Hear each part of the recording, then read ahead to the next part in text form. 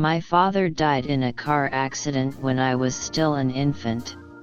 I never knew him, but instead grew up with my cold, psychopathic mother, who I still despise to this day.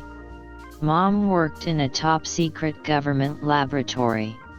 I don't know when she decided, in her insane, emotionless way, that infecting me with the virus would be beneficial. And while it did ultimately give me some superhuman abilities, the nightmarish side effects ended up being far worse than anyone could ever have imagined. I still remember her taking me down into the lab one dark winter's night 9 years ago. We passed through the lonely stairwells, our footsteps eerie and echoing in the silent corridor. "This is a big night for you," Mom said, giving me a wide, toothy smile. I held her hand tightly, scared of the creeping fingers of shadow that seemed to follow us like the angel of death. A big night for all of us, really. "Why?" I asked, glancing up at her trustfully. She didn't meet my gaze. She gave an apathetic wave of her hand. "Oh, it's a surprise," she answered evasively. "A big surprise. Just like on your birthday." "Oh, I love surprises," I said excitedly. "Is it a computer? A new video game?" "You'll see soon enough, honey," Mom said, grinning down at me as if I were a piece of meat. We had descended 5 or 6 levels below the ground level by this point. Brown cement walls lined the ceilings, floors, and walls. Looking back, it all seems like a concrete prison in my memories. But contained within the laboratory waited something far worse than a prison. We got to the bottom level of the stairs. In front of us loomed a thick, steel door. Mom pressed her thumb into the glowing red sensor on the wall. The screen lit up with her credentials and photo: Rossi, Emma. An ID picture that flashed across the screen showed her smiling at the camera, yet her cold eyes never seemed to smile. The door slid open as a smooth female robotic voice rang out. I jumped at the sudden intrusion of sound. "Welcome back, Dr. Rossi," it said, its emotionless cadence reverberating from speakers all around us. Stretched out far in front of us, I saw cell after cell lining the sides of the hall. Rusted steel bars kept the inmates inside caged like animals. Emaciated, half-naked wretches of human beings moaned in terror or cowered in the corners when they saw Mom walking by. I felt sick and weak just looking at them. I could see all of their ribs, their jutting hip bones, their spines sticking out through the thin, bruised skin like twisting branches. Many had signs of torture or medical experimentation sliced into their flesh. Some had extra limbs or extra eyes. I saw a man who had his legs sawn off and replaced by arms. He crab-walked across the floor, crawling on his 4 hands in an eerie, inhuman way. I cringed back, hugging Mom's waist tightly. One woman I passed had a slitted, reptilian eye surgically inserted into her forehead. A few had some strange, flesh-rotting disease. Entire patches of their body gleamed crimson in the fluorescent lights, skinned and bloody. Spiderwebs of bloody gashes cracked and ate their way across their skin. Tortured moans rose into the air all around us. A couple of the prisoners even dared to come forward and plead for help from me. I cowered away, pressing myself close to Mom's leg. She gave them a venomous look. At the sight, they instantly retreated back into the shadows of their dark cells. "Mom. What is this? Why are they like this?" I asked in horror. I could feel my hands shaking, but Mom stayed as calm and still as a statue. Nothing seemed to bother her. "Don't worry about them, baby," she said, glancing over at a crying woman whose skin had turned a deep blue. Dozens of bony spikes shaped like wooden stakes protruded from her head and chest, apparently fused into her skeleton. "These are the worst of the worst. They deserve every second of it. They're political prisoners, journalists, enemies of the state. They hate our country and they hate freedom. Those of us who love this country would do anything to protect it. Anything. Some people don't understand that." She spat the last words at a trembling old man with deep, infected surgical scars running like train tracks over his legs, arms and chest.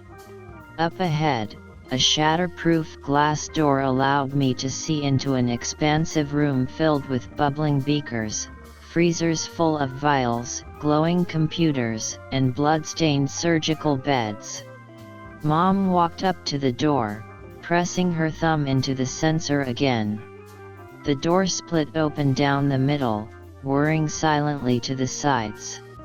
The laboratory stood totally still and empty in the middle of the night, except for a few machines that beeped, spun, and sputtered in the far corners of the room.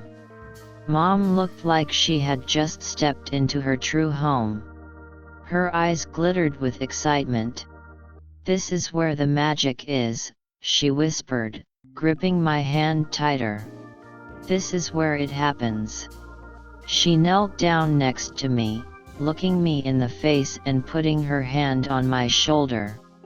"If you could be exceptional, if you could be stronger and better than everyone else, would you want to?" I shrugged, thinking it over in my childish way. "Sure, I guess," I said noncommittally. "Who wouldn't?" She nodded at this, rising to her feet. She pulled me towards a chair situated at a workspace in the corner. With long, confident strides, she made her way over to a freezer that took up the entire back wall of the laboratory. After confirming her thumbprint again, the computer spoke. "Authorization successful," it said coolly in its emotionless, unconcerned way. "Level 5 bioweapons container opening." I sat in a comfortable chair in front of a black computer screen while Mom searched through the freezer. I heard the tinkling of glass vials as she ran her fingers over them. After a few moments, she gave a faint cry of triumph. "Ah, there it is. The serum of life. The manna of God," she said, holding the glass vial in front of her eyes. She stared into its blue, swirling contents with adoration, almost worship. She turned to me, her face a reptilian mask of insanity. "Do you know what this is?" I shook my head, pushing myself back on the rolling chair and away from this strange creature who used to be my mother. She gave me a twisted grin. "Well, that's okay. In reality, maybe none of us really do." "Do you know what the Black Death was, honey?" she asked sweetly. I gave a slight nod. "I guess I heard something about it. It made people get sick and die, right?" I said. She drew close to me, pulling up a chair. Her normal, comforting smile had returned, but I still felt sick and scared. When she tried to grab my hand, I flinched away. "Yes, in the Middle Ages, it made a lot of people get sick and die. The Black Death was a highly deadly disease spread through fleas carried on rats, by ships or through trading routes like the Silk Road. But no one back then knew what a virus or a bacteria was. They knew what fleas were, of course, but very few made any connection to the apocalyptic disease slithering its way through their homelands like the angel of death. In some places, they thought the Black Death was spread by cats, and they went out and killed all the cats. She gave an ironic laugh at that. They ended up killing the main thing that was doing anything to keep the rat population in check, and so, of course, the Black Death exploded.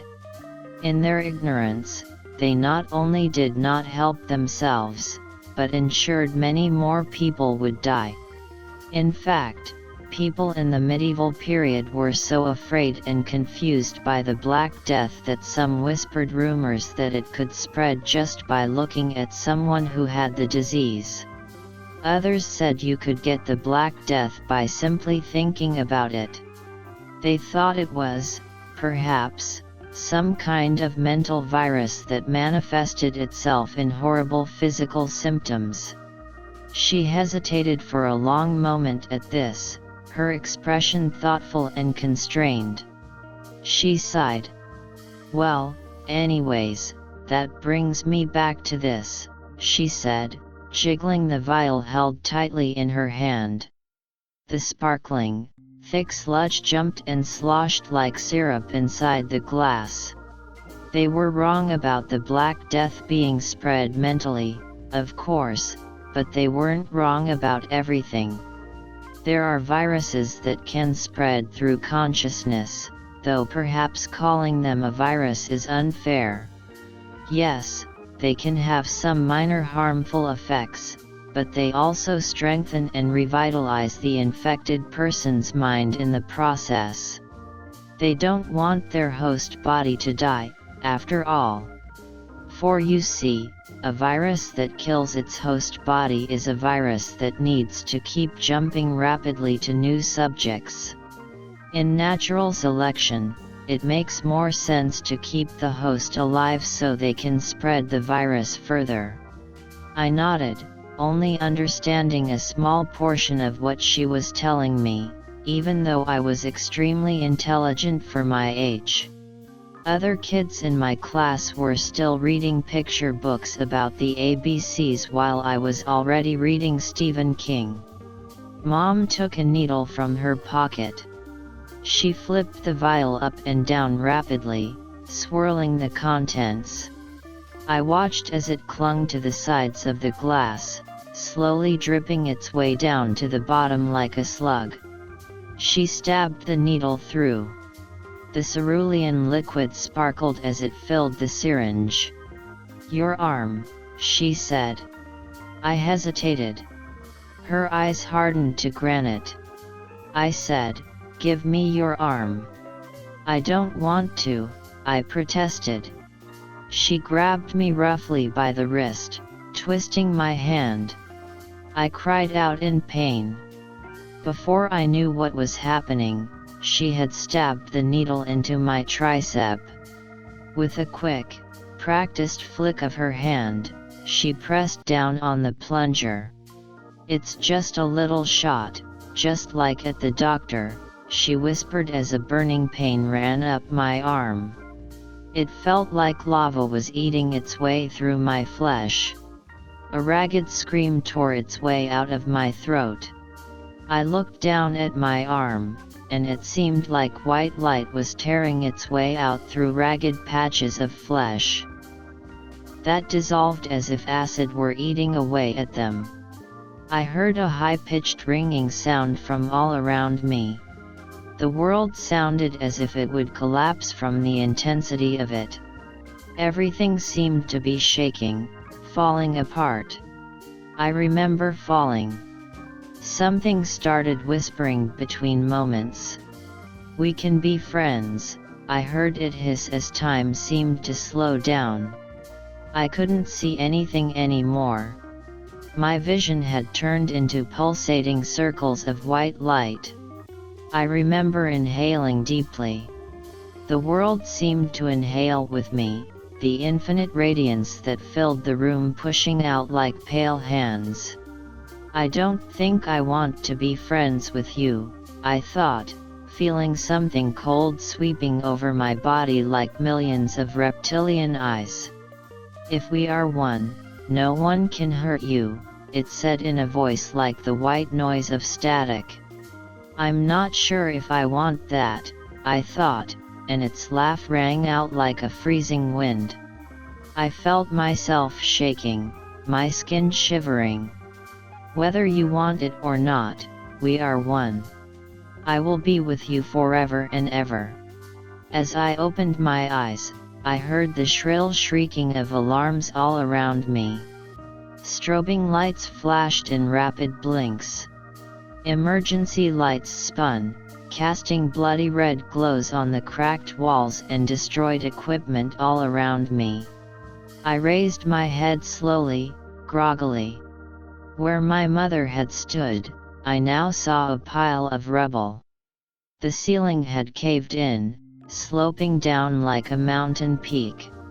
Chunks of broken concrete and twisted metal beams littered the ground.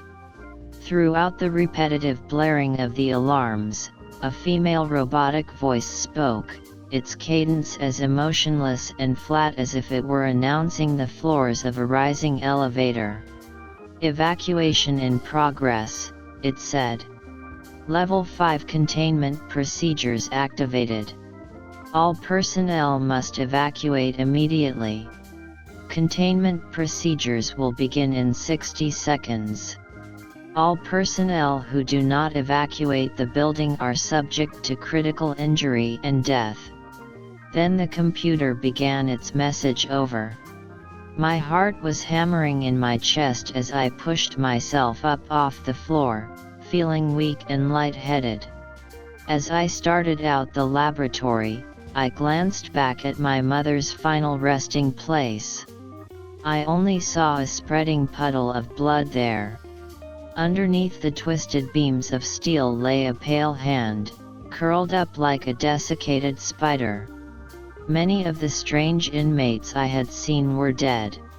Chunks of concrete shaken loose from the ceilings had fallen down and crushed some. But in other cells, the bars were twisted. Pale hands reached out as the people inside pleaded and tried to flee for their lives. I glanced over at one cell, seeing something like a shower head poking its way out of an open panel in the wall. In the areas where the ceiling wasn't destroyed, more of the same panels opened and more of the same devices slithered out. Containment procedure will begin in 30 seconds. Deployment of hydrogen cyanide gas will be contained to level 5 bioweapons areas. All personnel must evacuate immediately, the computer said, the cold female voice almost sounding bored as she spoke her prophecies of imminent doom. The many strange, surgically altered and tortured people in the cells started shrieking as one. A few had even forced themselves most of the way out in areas where the bars were twisted or broken from the collapse of parts of the building. The door loomed up ahead of me, its bright, polished steel hanging open and seeming to encourage me on. I felt a sudden rush of energy as I sprinted out the door. It slammed shut behind me. Panting and terrified, I turned to glance back into the hallway. Containment procedure will now begin, the computer announced coldly. All of the shower heads that poked out of hidden panels like viper heads started spraying some pale blue plumes of fog in every area of the cells. The inmates who had broken out into the hallway grabbed at their throats, their eyes bulging out of their heads, their muscles straining like taut cords. They fell to their knees or collapsed on their backs as small, frothy trickles of blood escaped from their lips. Their skin shone with a bright, pink glow as they died, kicking and seizing, writhing on the ground and choking. They seemed to be silently pleading with terrified, dying eyes as I turned and made my way back towards the stairwell. All around me, more destruction shone, spider webbing cracks wrought into the building and collapsing sections of wall looming up in front of me. And yet, I made it to the door, just as a team of men clad in gas masks and SWAT gear raced in. They grabbed me, handcuffed my small hands behind my back, and took me to an idling van outside. I was scared and confused, but I ignored the small, whispering voice that seemed to come from deep in the shadows in my mind. "I can hurt them if you want," it hissed in its cold, reptilian way. "I can kill them. Would you like that?" I closed my eyes and ignored the voice that sliced through my mind like a dagger. The van started up and we pulled away. Two men in black suits and dark sunglasses sat across the table from me. The dark room seemed to press in all around me like a coffin. A one-way mirror covered the wall behind them, reflecting darkly. "Tell us what happened," the one on the left said, leaning forward. It was an earthquake. "You know that. You saw the building," I protested. The one on the right smashed his hand against the metal table. I jumped, my heart leaping in my chest. "Don't give us that bullshit," the one on the right spat. "That was no goddamned earthquake. Why are you the only one left alive in the entire building? You should be dead. You were on the bottom floor." I shrugged, trying to make myself look as small as possible. When the earthquake happened, everything fell in front of me, but it stopped where I was standing. It must be God looking out for me or something, I don't know. "Oh yes, God," the one of the left repeated sarcastically. "Maybe some sort of God." That was no earthquake, however. The building simply, well, it just seemed to collapse on its own, as if someone had detonated a bomb. "We have seen this before, Richard. We know that your mother gave you the serum. Why would she do that, do you think?" the one on the right asked. "Was she crazy? Was she trying to kill you?" "She said something about viruses of the mind," I whispered. The way the men leaned close to me and hung on my every word scared me more than their anger. About how they strengthen the mind because they need the host body to live. They drive the person insane. That's what they do. They take pieces of that person, a little more each day, until the stronger consumes the weaker. There are certain wasps that lay their brood inside caterpillars, Richard. The larvae hatches and starts eating the caterpillar alive from the inside. But evolution is smart, right? Somehow the larvae knows not to eat the vital organs until the very end. It keeps the caterpillar alive, suffering and dying, for as long as it possibly can, until it finally decides that its host body has worn out its welcome. Then it finally eats the brain and heart. But, in the end, the caterpillar is just a meal. It's not a symbiotic exchange. "Do you understand what I mean by this?" the one on the left asked. "It's important that you understand what I'm about to tell you." I nodded. He inhaled deeply. "What your mother gave you is like a wasp larva in a sense," he said. "And you're the caterpillar. It will ultimately kill you, probably within 10 years. No test subject has ever lasted longer than that. We first found this substance in Greenland back in the 1980s. It had come to Earth in a meteorite hundreds of millions of years ago and lay dormant frozen under the ice. Yet an archaeologist excavating the area for dinosaur fossils found the meteorite. It was small, only the size of a bowling ball, perfectly round and smooth. It almost looked like a bowling ball, too, black and glassy. But there was something blue and thick leaking out of the bottom. The archaeologist ran the substance between her fingers and brought it up to her nose to smell it. That was when, according to her teammates, she started to change. After a few seconds, her eyes widened and started pulsating with blinding light. She screamed, and two voices seemed to come out of her mouth, arguing and shrieking at each other. The earth had begun to shake then, and the glaciers started to split apart. Out of the entire excavation team of 10 people, only 3 survived, her and 2 others. But she was the only one totally unharmed. Once we heard what had happened, we immediately brought her back to the US and put her under containment. Within days, she began to exhibit certain behaviors.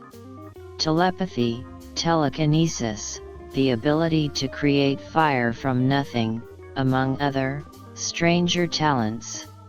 The CIA came in and, against our advice, took her out for use as a secret weapon against America's enemies. They sent her alone into areas filled with terrorists, insurgents, or soldiers of opposing states. She always returned alive, leaving behind countless corpses that were burned, electrified, and crushed. It seemed like a good deal, but she was also slowly losing her mind. She began to argue with herself more and more, always in 2 different voices. One sounded like her own, but the other seemed to be staticky, like a voice on the radio stuck between stations. And from what we know about her death, apparently, on the way back from a mission, she got in an argument with herself and blew up the entire plane. Killed everyone on board. This wasn't an unusual fate. Since then, the CIA has injected quite a few others with the virus, and it always ends the same way. Why are you telling me this? I asked, horrified. The man on the right grinned. Because, realistically, you only have one choice, he said. You can work for the government like those before you, kept under constant surveillance and contained, or you can be executed. People like you are far too dangerous to ever release. I felt a rising sense of anger and bloodlust within me at their tone and threats. It spiraled up my spine like a snake. I felt waves of energy sizzling across my skin. I didn't know where my feelings stopped and the others began anymore. You think you can threaten me? I whispered, my head pounding. Everything seemed to turn white as I heard screaming all around me. I heard the reptilian laughing of that other voice inside, and then I blinked. The 2 agents stood in front of me, their bodies on fire.